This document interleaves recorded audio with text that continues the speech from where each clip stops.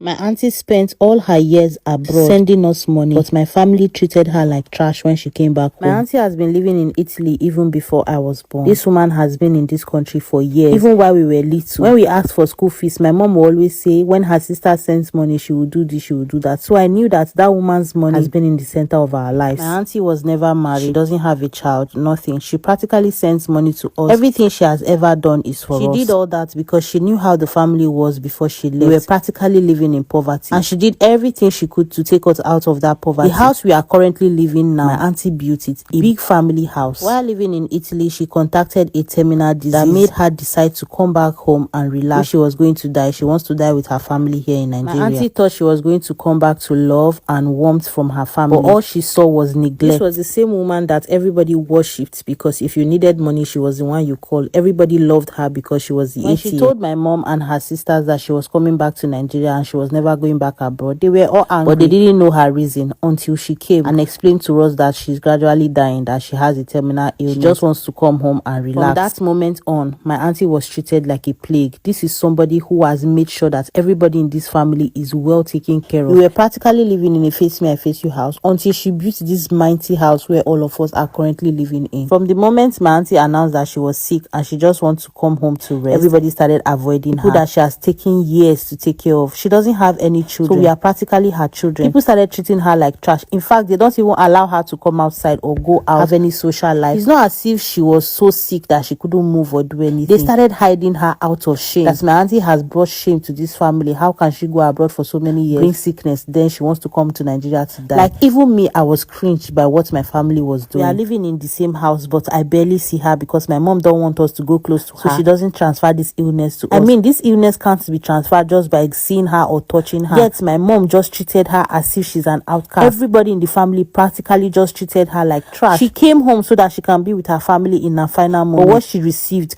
was betrayal, was bitterness and sadness. She was constantly sad. About a year after enduring such from my family, my auntie passed away. I can tell you for free that my auntie did not die of that sickness. She died of sorrow. She died of sadness and betrayal from her own family. It got bad to a point that my uncle will practically lock her in the bedroom while the rest of the family are watching a movie, having a conversations in the living room. They will lock this woman who has suffered for years to fend for them in the bedroom as if she's not part of the family, all because she was sick. They have forgotten so soon the sacrifice she made for them. She got this sickness from hustling and making sure that her family was okay, but what she got in return was betrayal. When my auntie passed, they didn't even have the decency to bury her in the house she built. They took her to a cemetery as big as the compound was. They could not even bury her in her own house. This happened almost 20 years ago, and this taught me a very beautiful lesson. Even my own family, I know how I treat them. I distance myself from them to an extent because what I saw in my early years, what they did to my auntie, taught me a very beautiful lesson. Sometimes family is not everything because they might betray you when you need them the most. If you don't put yourself first, someone else will put you last.